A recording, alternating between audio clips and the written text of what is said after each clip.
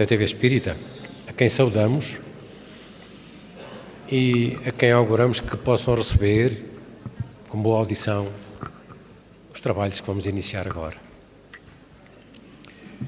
Nós iniciaríamos, como habitualmente fazemos,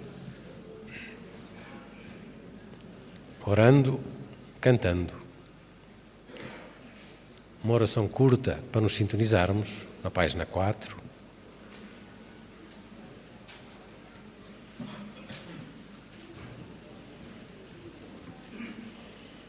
E depois a outra, a seguir à prece, na página 24.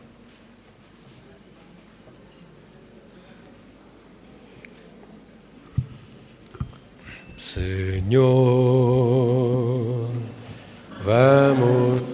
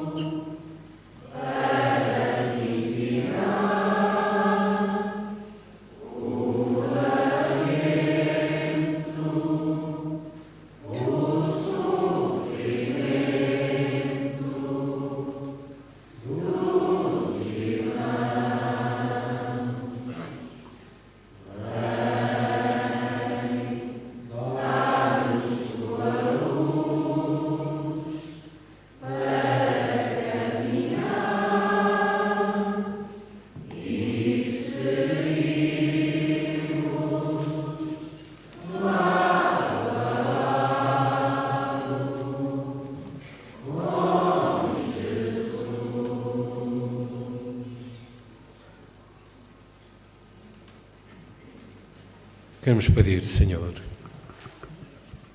que envolvas este ambiente com a Tua paz, que possamos, ouvindo de novo a Tua mensagem, captar um pouco desse esclarecimento, desse ensinamento tão profundo, que ao longo dos tempos temos secundarizado. Hoje, ouvindo de novo aquilo que nos queres dizer, certamente perceberemos melhor e, por isso, ampara-nos que tenhamos um seguimento, uma caminhada difícil, sabemos, mas com esperança, com consolo, porque a Tua palavra, Senhor, é de facto consolo e esperança. Sê conosco.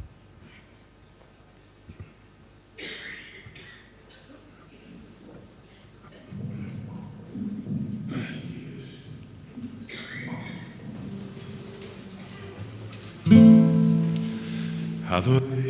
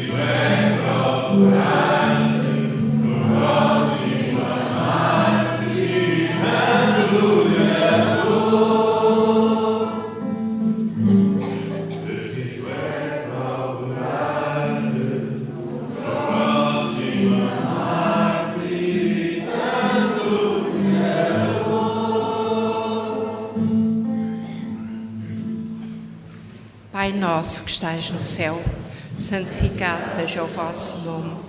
Venha a nós o vosso reino, seja feita a vossa vontade, assim na terra como no céu. O pão nosso de cada dia nos dai hoje. Perdoai-nos as nossas ofensas, assim como nós perdoamos a quem nos tem ofendido. E não nos deixeis cair em tentação, mas livrai-nos do mal. Ave Maria, cheia de graça, o Senhor é convosco. Bendita sois vós entre as mulheres, bendito é o fruto do vosso ventre, Jesus. Santa Maria, Mãe de Jesus, rogai por nós, pecadores, agora e na hora da nossa morte, assim seja. O sacrifício mais agradável a Deus. Quando apresentar-se a vossa oferta diante do altar, lembrai-vos que se o vosso irmão tem alguma coisa contra vós, deixai ali a vossa oferta diante do altar e ide reconciliar-vos primeiro com o vosso irmão e depois vireis fazer a vossa oferta. São Mateus, capítulo 5, versículo 23 e 24. Quando Jesus disse: ide reconciliar-vos primeiro com o vosso irmão, antes de apresentar-vos a vossa oferta ao altar, ensinou que o sacrifício mais agradável ao Senhor é o do próprio ressentimento.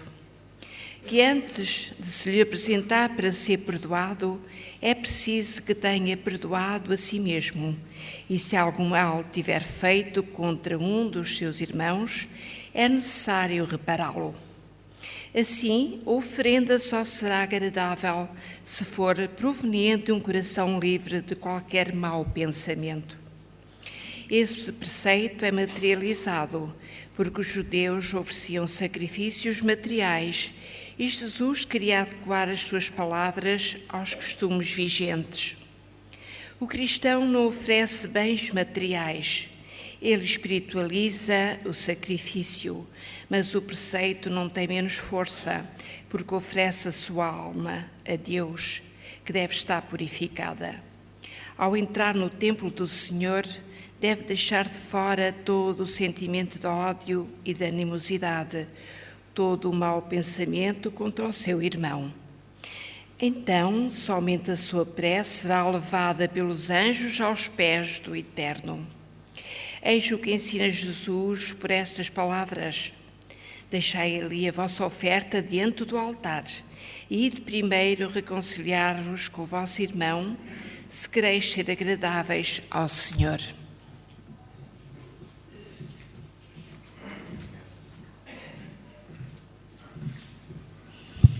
Temos hoje conosco o nosso irmão André Luís Vilar, que é familiar de um outro nosso conterrâneo que esteve aqui há 2 semanas. Este pertence ao Centro Espírita Perdão, Amor e Caridade da cidade de Itapira, em São Paulo. Fizeram uma viagem até Portugal, onde estão há cerca de 1 mês, estão quase de partida. Hoje é a vez do filho, que está aqui connosco, fazer ele a palestra. Chama-se André Luís Vilar e é com todo o gosto que o apresentamos para que o possamos todos ouvir.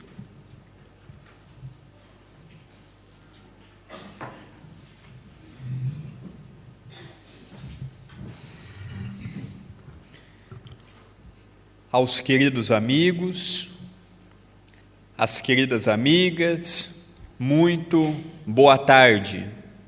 Que Deus, o nosso Pai e Criador, nos abençoe.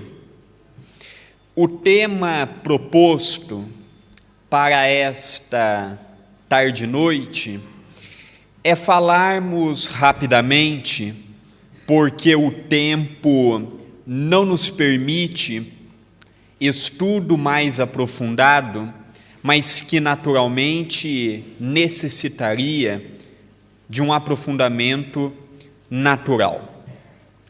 Falaremos de 3 momentos marcantes que a Terra passou em sua evolução natural. Todos nós somos sabedores de que a Terra, ao longo do tempo, gradativamente, vem transformando-se, mesmo que muitas vezes não observamos. A Terra está em plena evolução.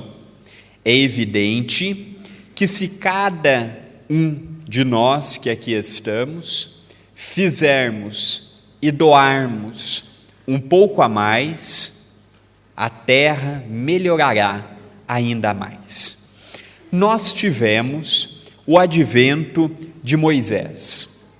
Moisés, segundo as narrativas da época, foi o legislador mais brando que nós tivemos e mais dócil antes do advento do nosso mestre Nazareno. Ele instituiu aqui no planeta Terra 2 leis: a lei de talião, do olho por olho e do dente por dente.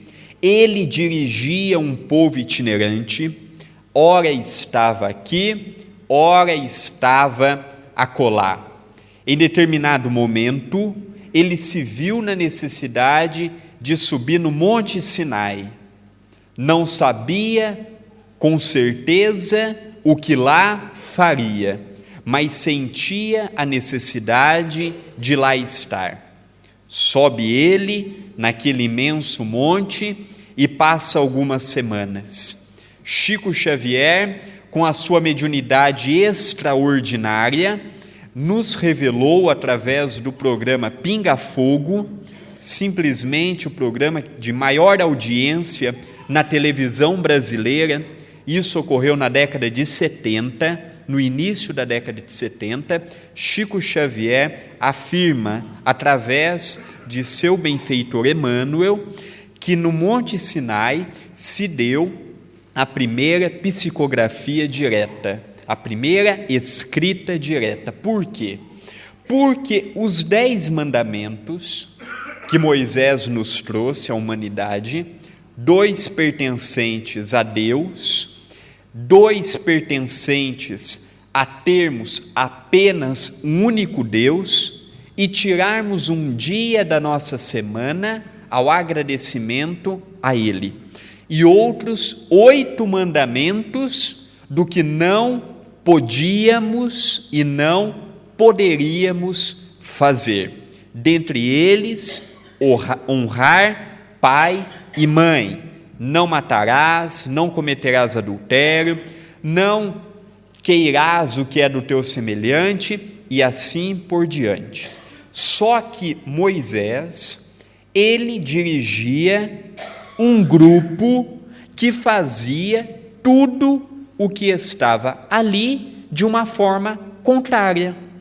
Quando ele saía de uma região para outra, se fosse necessário, matava o pessoal da outra tribo.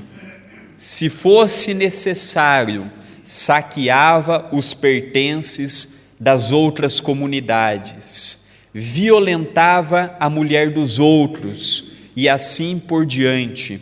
Cultuavam inúmeros deuses. Então, quando ele se deparou com aquela escrita direta, ele se assustou. Como poderei introduzir neste povo tão duro essas verdades que estou a me deparar no hoje? Ele desceu do Monte Sinai e, para o seu espanto, aquela comunidade que ele dirigia, estavam todos alcoolizados, fazendo uma grande festa, que daquela festa se transformou numa orgia e ao culto ao bezerro de ouro. Pegaram todo o ouro que tinham até então e fizeram o culto ao bezerro de ouro. E aí ele pede para que cada um vá à sua tenda e no dia seguinte reúne novamente aqueles que estavam sob o seu comando para que pudessem dialogar a respeito daquelas leis divinas que ele estava a receber. É muito importante dizermos e afirmarmos que se hoje nós temos dificuldades de vivermos sobre a lei dos 10 mandamentos, imagina há 3, 4 mil anos atrás. Se hoje ainda temos dificuldades de vermos em Deus o nosso Pai e o nosso Criador, se temos ainda dificuldade de doarmos um dia da nossa semana, não a ouvirmos a mensagem, mas a trabalharmos por Jesus e também por Deus. Nós aqui não nos encontramos sem um rumo. O nosso norte e o caminho a ser seguido, como esta bela frase que está atrás de mim. Quando Jesus, sem nenhuma nesga de vaidade e de prepotência, ele se autodenomina na condição do governador espiritual da terra. Eu sou o caminho, eu sou a verdade, eu sou a vida. E continua ele dizendo: para ir até o Pai é necessário e forçoso passarmos pelo seu intermédio. Então, antes da vinda de Jesus, nós tivemos a oportunidade de termos Moisés. E ele nos legou os 10 mandamentos que chamamos de decálogo, que servem perfeitamente para nós, na condição de espíritas e de cristãos. Quando lemos os 10 mandamentos, serve para qualquer povo, qualquer cultura e qualquer religião, porque ali está o que nós não devemos fazer, e também o primeiro contato com este Deus amor, com este Deus caridade e com este Deus benevolente e benemerente. Mas só que ao longo do tempo, essas passagens como o decálogo não era compreendido pelos seus diretos herdeiros, para a população que tinham a oportunidade de ouvir ou mesmo de ler o que estava naqueles 10 mandamentos. Nos narra, numa obra belíssima de Chico Xavier, A Caminho da Luz, pelo Espírito de Emmanuel, seu benfeitor, que Jesus, sem ter a necessidade de reencarnar, porque quando ele foi convidado a ser o nosso governador espiritual, ele já era um espírito que não tinha o que provar e nem o que expiar. Era um espírito já do futuro, já não tinha mais nada que o prendia. E ele, sem nada dever para com o planeta Terra, ele assume um corpo. É muito importante nós começarmos a desvincular Jesus do que as religiões tradicionalistas sempre disseram dele. Aquele Jesus que mandava um irmão matar o outro. Em nome de Jesus havia as guerras santas, as cruzadas e as fogueiras. Não, de forma alguma. Tudo isso se deu pela mente doentia do homem, que usou o nome de Jesus e que usou o nome de Deus em vão. E que durante mais de 1000 anos vivemos sobre uma extrema pobreza moral, durante uma verdadeira cegueira espiritual. Então, esse não é o Jesus que o Espiritismo vê. O Espiritismo vê Jesus não na representação da sua desencarnação, em que ele, de uma maneira infame, carrega uma cruz até o local em que seria crucificado, ele mesmo carrega em seus ombros um madeiro, carrega em sua cabeça uma cruz de espinhos, é pregado, crucificado até os momentos derradeiros. Não. Aquele Jesus, nos momentos derradeiros, de nada serve para nós. Nós temos a imagem de Jesus com os braços abertos, esperando a oportunidade de entrar na nossa vida. tem um quadro de Jesus que sempre me chamou muito a atenção. Jesus do lado de uma porta, em simbologia bater naquela porta. Todas as manhãs, Jesus bate na porta dos nossos corações, convidando e pedindo: posso me adentrar em tua vida? E cabe a feição de nós, quando estamos em nossos lares, de abrirmos a porta ou não ao visitante.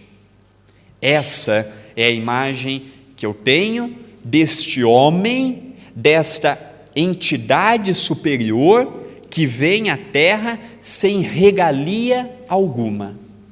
Assume, segundo Chico, levou 4.000 anos para Jesus sair da onde ele morava, da onde ele residia, até assumir o seu corpo físico.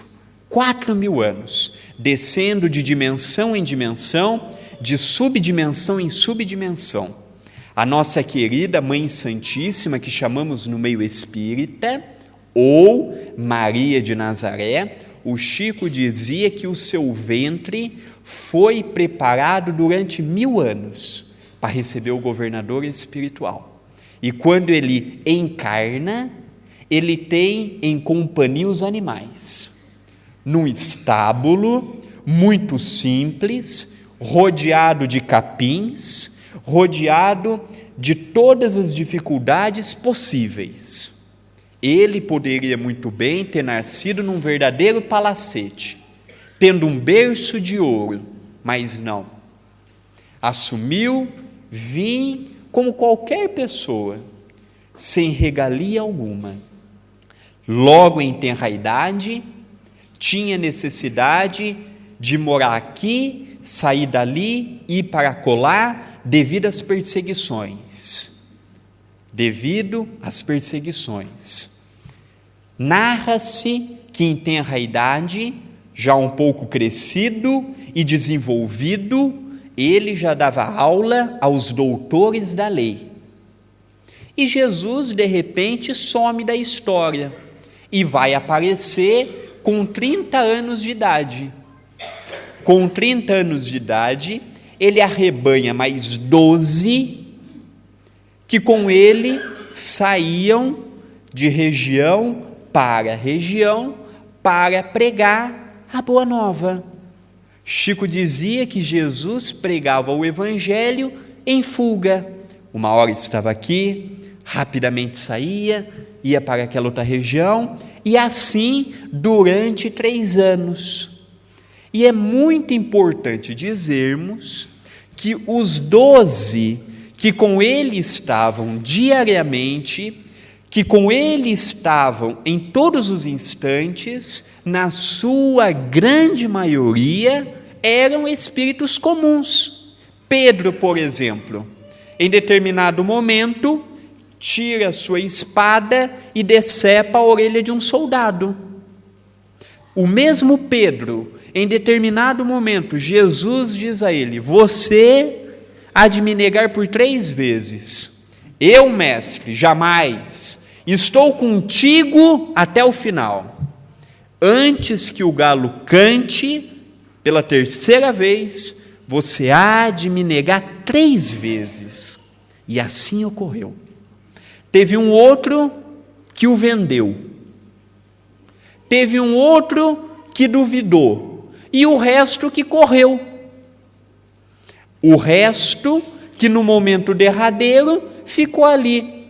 A mãe de Jesus e João, o evangelista, contemplando o sofrimento daquele homem que assumiu um corpo para nos mostrar as grandes verdades que aquele momento a terra poderia receber. Jesus, quando esteve em nossos meios, nunca se preocupou em deixar nada escrito.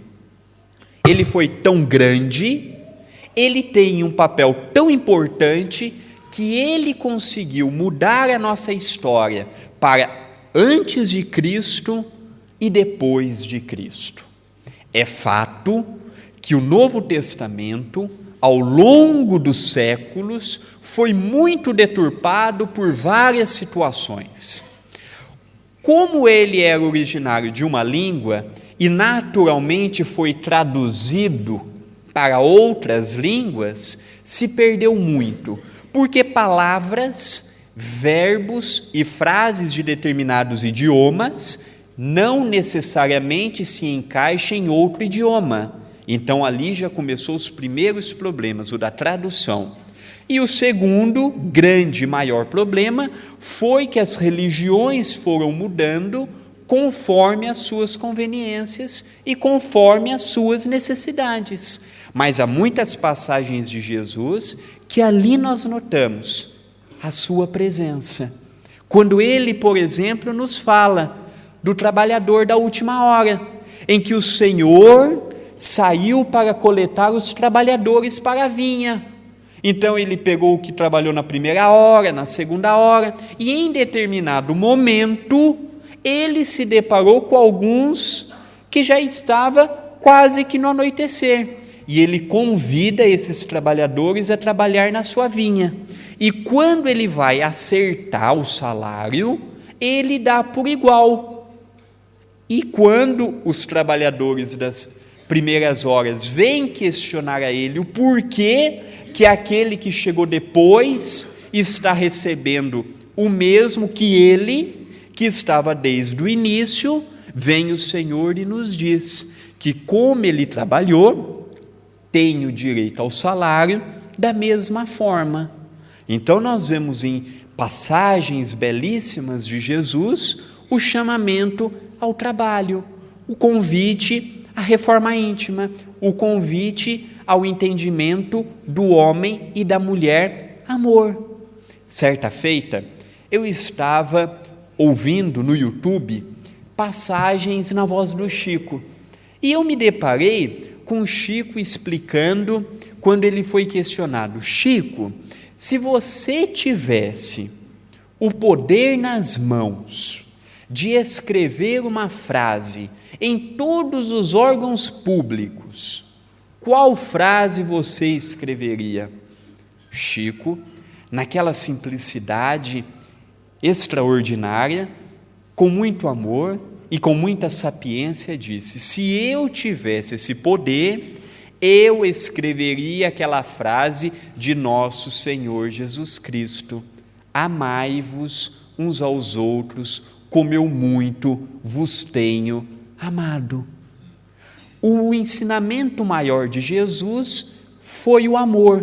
Por isso que quando recorremos ao Evangelho segundo o Espiritismo, há uma passagem que fala: Jesus, quando esteve na terra, pronunciou a primeira palavra do alfabeto divino, a palavra amor, e o Espiritismo pronunciou a segunda palavra do alfabeto divino, que é a palavra reencarnação. Jesus falou a respeito de todos os temas que hoje no Espiritismo nós nos deparamos. Ele falou da reencarnação, ele falou da mediunidade, ele falou que na casa do Pai há muitas moradas, então quando desencarnarmos, cada qual vai para um lugar suscetível à sua evolução, ao seu esforço e à sua dedicação, mostrando que na obra de Deus nada é imposto. Nada é imposto. Quando somos criados, como nos diz muito bem no Livro dos Espíritos, todos nós tivemos o mesmo início. Todos nós nascemos simples e ignorantes, em que cada qual que aqui está escolheu os caminhos a serem seguidos. Então, quando chega uma pessoa até mim, queixosa da vida e procurando no outro o responsável pelo seu sofrimento, eu sempre lhe pergunto: minha irmã ou meu irmão, quando Deus te criou, te deu livre-arbítrio. Espírito algum tem poder de pegar na tua mão e mandar fazer qualquer coisa que seja. Se você não permitir, ele não tem tal poder. Então, se hoje sofres, não é por conta de Deus, de Jesus ou de religião alguma, é por conta dos caminhos que escolhestes para ti mesmo. Abençoado o Espiritismo, que nos ensina que nenhum de nós carrega uma cruz mais pesada do que os nossos ombros podem suportar.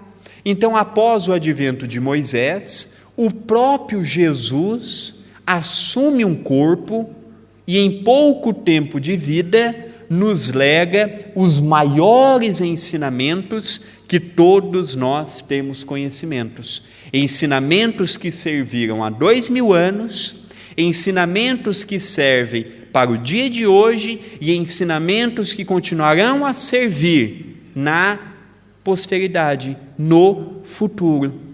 Mas João, o discípulo mais novo em idade, porém já mostrando uma maturidade tremenda, ele foi o único dos 4 evangelistas que compõem o Novo Testamento e que Kardec, vendo esta pérola preciosa, também coloca no Evangelho segundo o Espiritismo. Uma narrativa de João está no capítulo 6 do Evangelho segundo o Espiritismo, o Consolador prometido, com o item, o Cristo Consolador.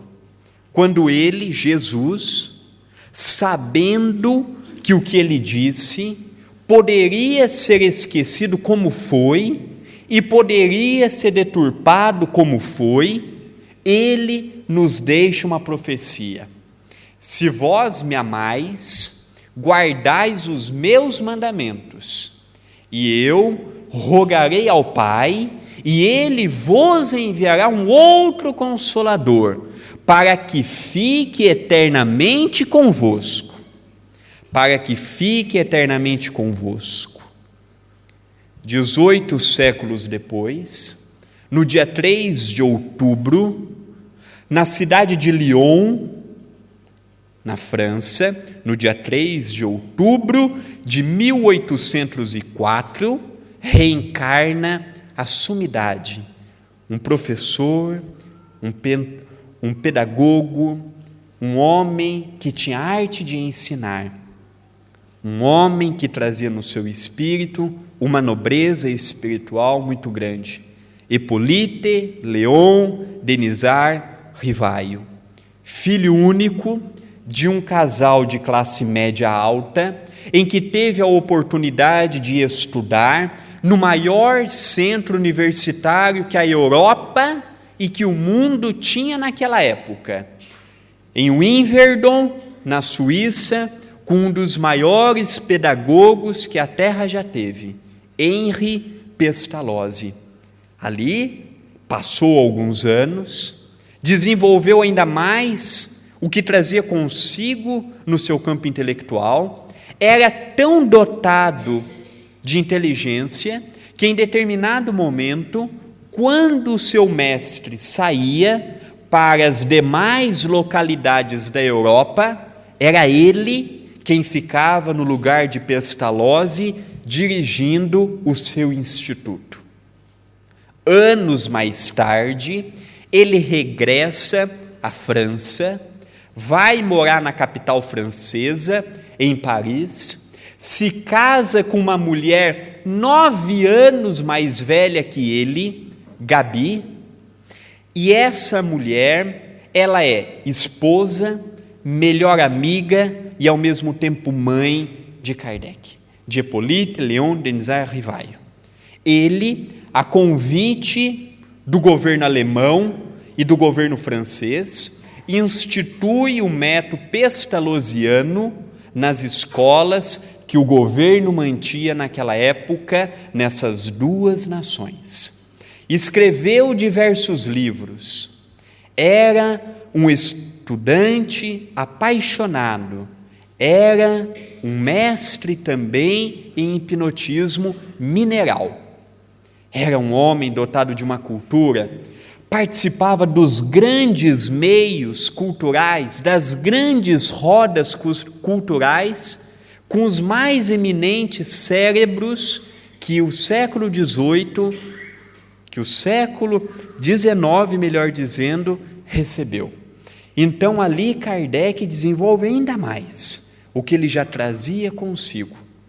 Quando chega aproximadamente 48 anos, já não era mais nenhum menino, já não era mais nenhum adolescente, já na condição de um homem formado, estruturado, ele é convidado por um amigo a ir numa daquelas festividades, porque eles viam aqueles shows da mesa girante como uma verdadeira alegria, um verdadeiro show em que iam para se divertir, porque no século XIX não havia o que se há hoje.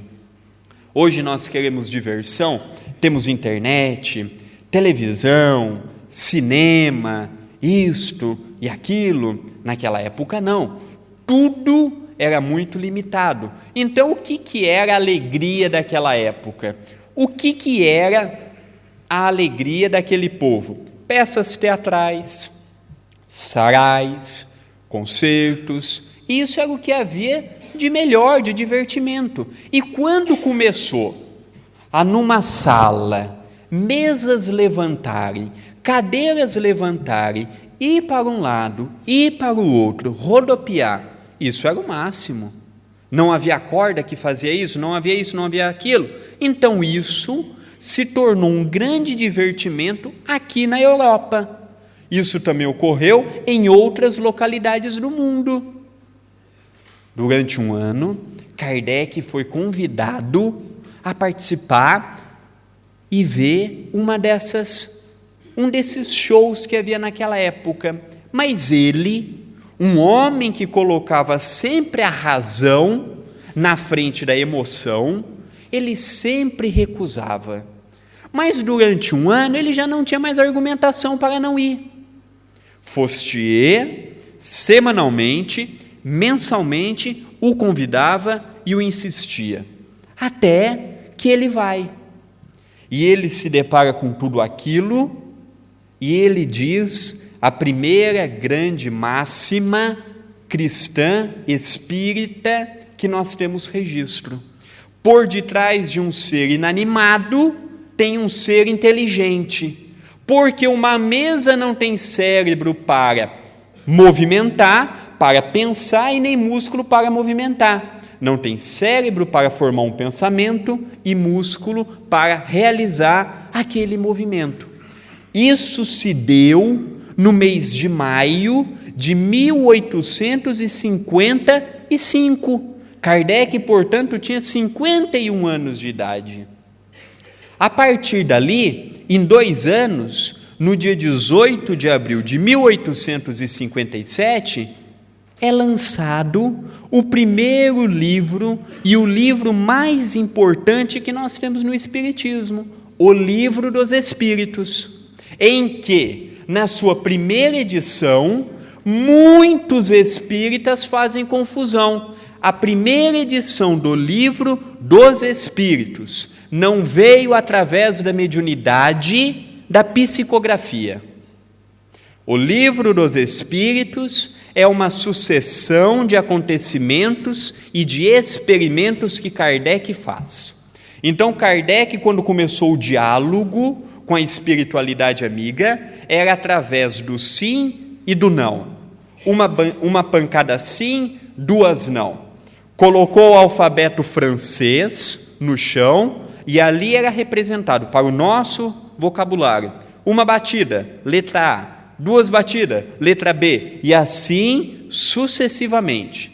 Imagina para compor uma frase, um texto. Era tudo muito difícil. Em determinado momento, Kardec, através da inspiração da espiritualidade amiga, cria como se fosse uma mesa de vime, um cone invertido com uma pena na ponta, em que haviam 3 médiuns que doavam a energia do ectoplasma, através da imposição das mãos. as irmãs Budan e Ruth Celine Jafé, em que Kardec formulava as questões e os espíritos bailavam naquela mesinha a escrever a resposta. O surpreendente. E aí comprova o porquê que Allan Kardec fazia perguntas tão interessantes.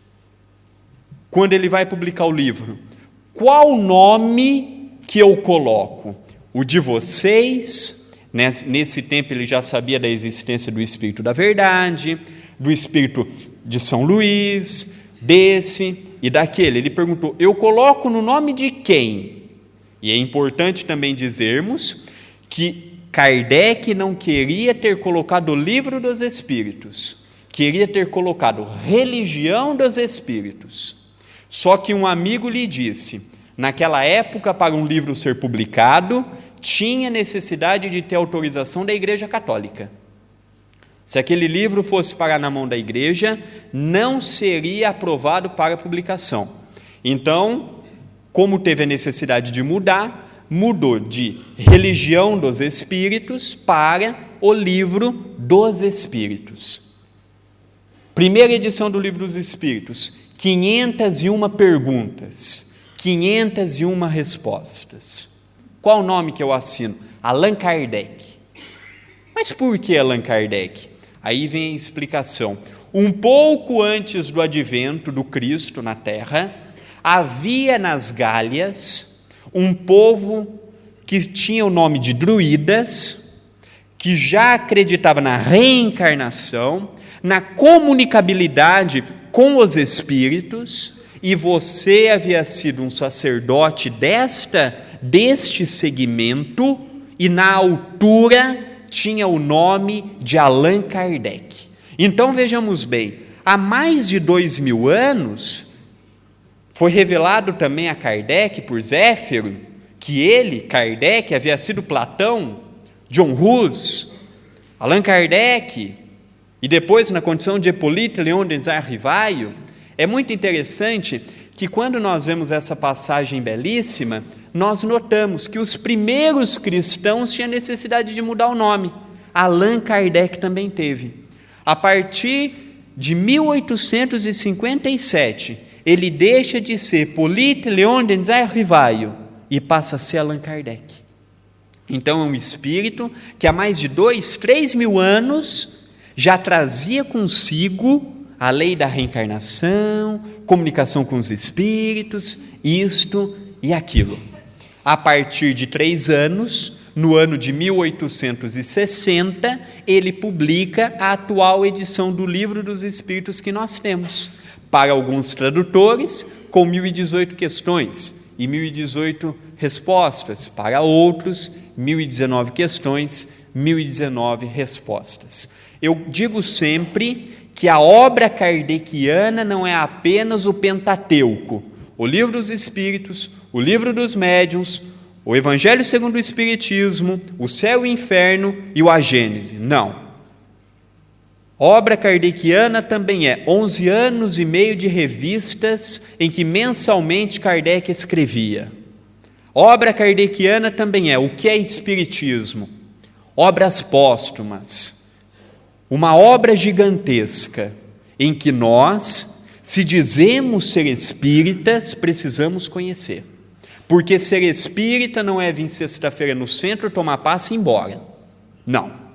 Ser espírita é procurar vir na casa, reter o máximo que pode para consigo e estudar sempre.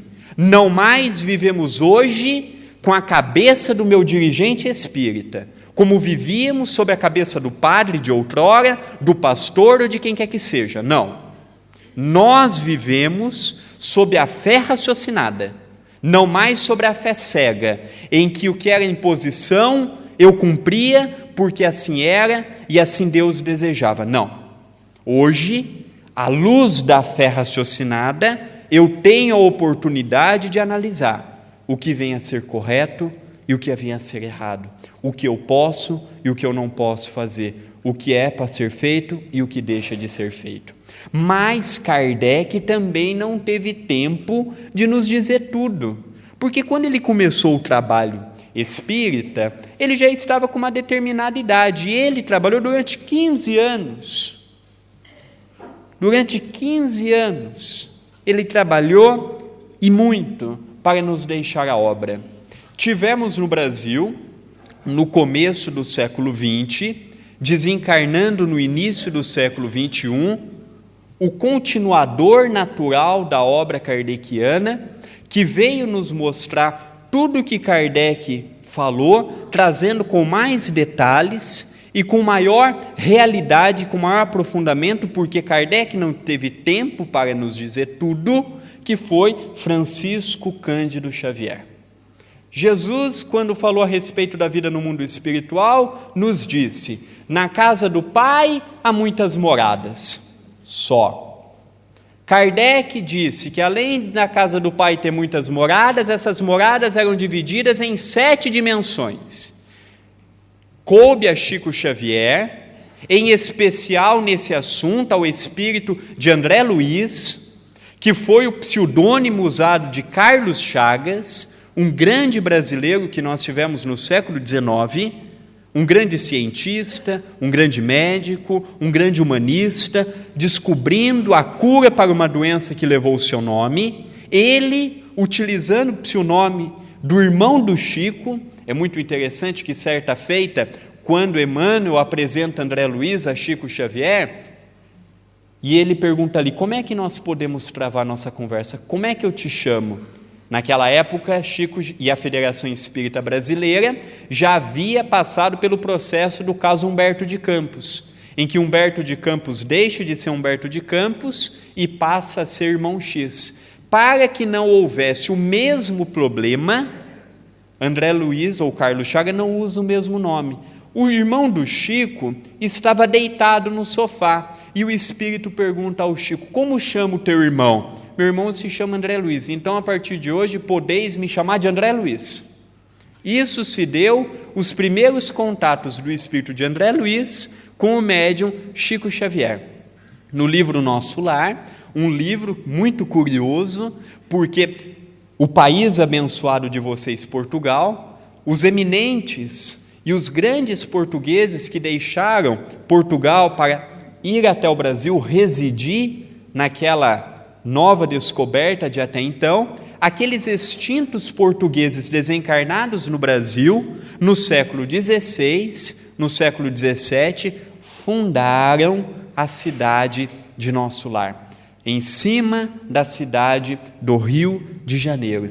E lá nós passamos a ver que a vida no mundo espiritual é uma cópia do que aqui nós temos, ou melhor dizendo, aqui nós, os encarnados, somos uma cópia imperfeita do que tem no mundo espiritual. Aqui recebemos o que lá no mundo espiritual já é ultrapassado. Então, nosso computador de hoje, de melhor geração, com mais isto e com mais aquilo, no mundo espiritual já é um computador ultrapassado, em dimensões superiores. Então, essas 4 personalidades que nós tivemos, cada qual no seu tempo, cada qual com os costumes daquela época, nos legaram muitos ensinamentos.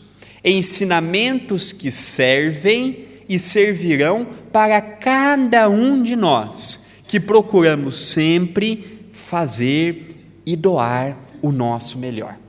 Chico, certa feita, era um homem extraordinário, em que eu sempre tenho o costume de dizer que da minha geração eu tive a oportunidade de ser um dos últimos a estar com ele, a me sentar no seu colo, a dar um abraço neste homem que foi um grande pai para todos que até ele recorriam através de uma palavra amiga, através de um beijo carinhoso. O maior centro espírita que nós temos conhecimento era na cidade de Uberaba. Todos os sábados, às 14 horas, num dos bairros mais carentes daquela cidade, embaixo de um enorme pé de abacateiro, terra batida, ia todo sábado, 14 horas, fazesse sol ou chuva, lá estavam 10, 15, 20 mil pessoas. Eles não iam em busca do espiritismo, não iam em busca de um passe, não.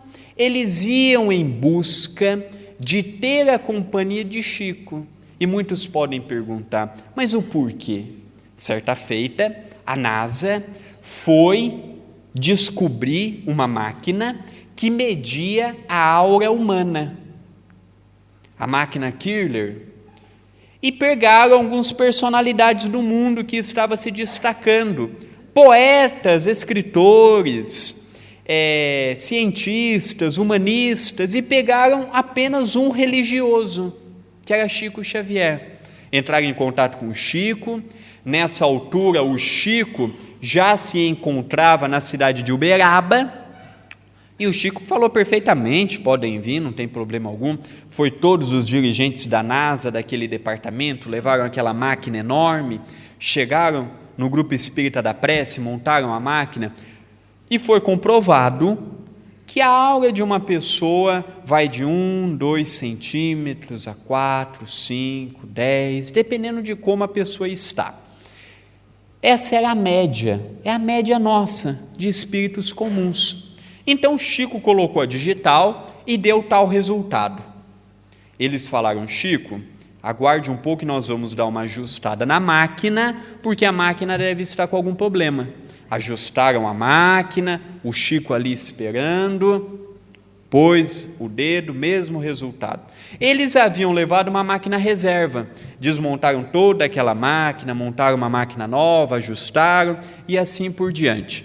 Chico colocou pela terceira vez e foi comprovado, nas 3 vezes que ele colocou, que a aura de Chico Xavier era de 10 metros de circunferência. É você puxar 10 metros para frente, para trás e para os lados e fechar um círculo. Era um homem comum? Se a do Chico era de 10 metros, imagine a de Jesus. Por isso que nós vemos no Evangelho, quando Jesus encarnou, fez a terra estremecer. E de fato fez. Então são 4 momentos que nós procuramos aqui narrar para representar as verdades que ao longo do tempo nós estamos recebendo, que ao longo do tempo a terra vem recebendo, ora aqui, ora acolá. A verdade não pertence a nenhum povo apenas, como não pertence a nenhuma religião apenas. Vai depender naturalmente do que cada um de nós fizermos, do que estamos tendo contato. Hoje eu posso lhe dizer e lhe afirmar que a terra nunca foi tão agradável para ser habitada como na atualidade. Nunca houve um avanço tão grande, tecnológico, científico, no campo da medicina, como se há na atualidade. Mas é engraçado, avançamos em tudo isso, mas cada dia mais aparecem pessoas com depressões, ansiedades, transtornos e por aí afora. Melhoramos muito no campo da intelectualidade, mas notamos o quanto estamos defasados no campo do relacionamento. Chico, qual o maior problema que o homem encontra na sociedade? O maior problema que o homem encontra na sociedade, meu filho, se chama relacionamento. E é verdade. Nós temos imensamente dificuldade de entendermos o lado alheio. Temos dificuldade de aceitarmos o outro como é, e o outro com as suas necessidades. Por isso que aqui estamos, ainda sofrendo muito, mas a partir do momento que compreendermos que aqui nós não mudaremos ninguém, a não ser a nós mesmos, e que não cabe ao outro mudar, o primeiro passo deva ser iniciado por si mesmo.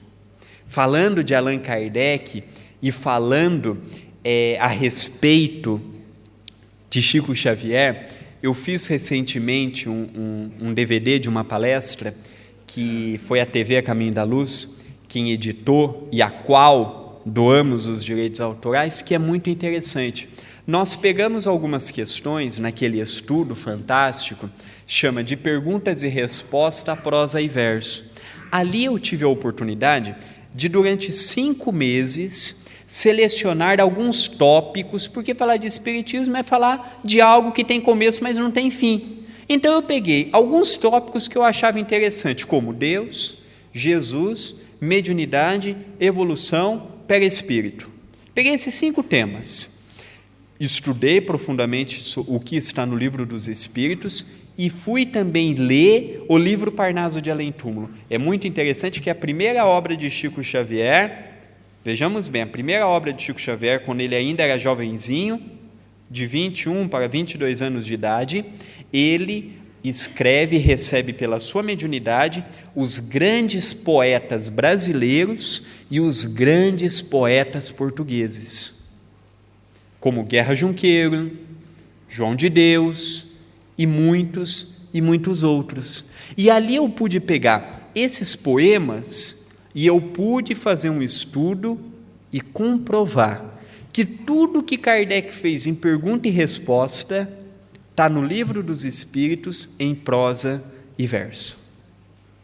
É um livro que muitos de nós marginalizamos, mas ali contém de uma forma sutil e de uma forma sublimada os ensinamentos. Então, esses poetas maravilhosos que o planeta Terra teve, cederam o seu estilo literário e vieram os mentores maior e utilizaram a sua capacidade de escrever para ali colocarem as grandes verdades que todos nós temos. Então, quando estudamos esse avançar ao longo do tempo, nós notamos que todos nós somos privilegiados. Todos nós hoje vemos em Jesus, não mais aquele Jesus crucificado, com aquele olhar de piedade, com aquele olhar melancólico, com aquele olhar depressivo, mas olhamos para um Jesus sorrindo. Hoje vemos que o Espiritismo não é melhor religião do que nenhuma outra. Como dizia Leon Denis, o Espiritismo não será a religião do futuro. O Espiritismo não será a religião do futuro, mas será o futuro das religiões. Uma verdade muito bela.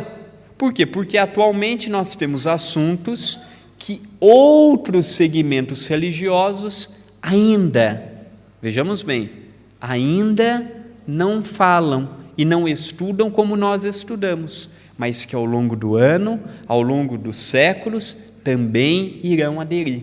Portanto, queridos amigos, portanto, queridas amigas, o que mais nós precisamos?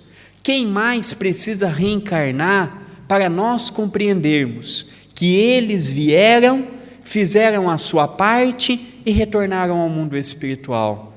E agora necessita-se urgentemente que cada um de nós levantemos, igual quando nós vemos começamos, como foi dito, o nosso ciclo. Eu fui para um lado, meu pai, que aqui esteve no dia 27 do mês anterior, esteve aqui também, foi ao outro lado de Portugal. Quando nós passávamos na rodovia, de vez em quando víamos aqueles mastros enormes com a bandeira de Portugal, e aqui venta muito, aquela bandeira linda, indo para um lado, para o outro. Antigamente levantávamos a bandeira do homem velho, e hoje somos convidados com amor a levantarmos as bandeiras sublimadas do amor, da caridade, do perdão.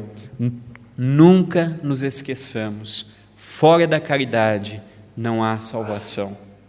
Não é fora do Espiritismo, não é fora daqui nem fora dali, é fora da caridade, fora do trabalho com Jesus, por Jesus, não há caminho a ser seguido.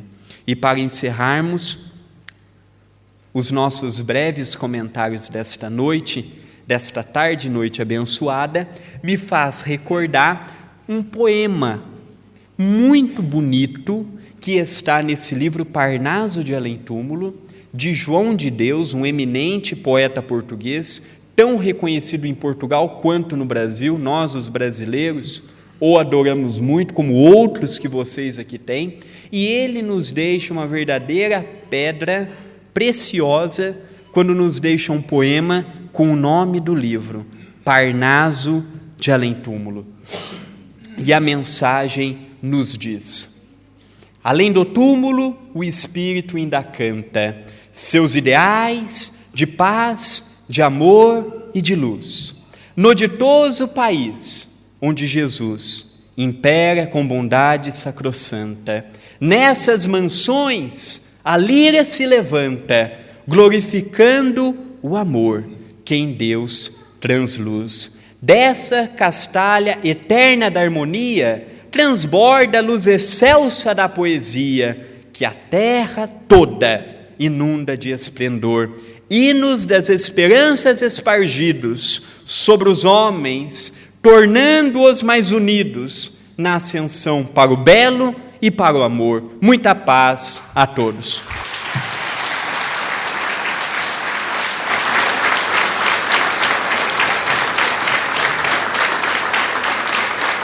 Muito obrigado.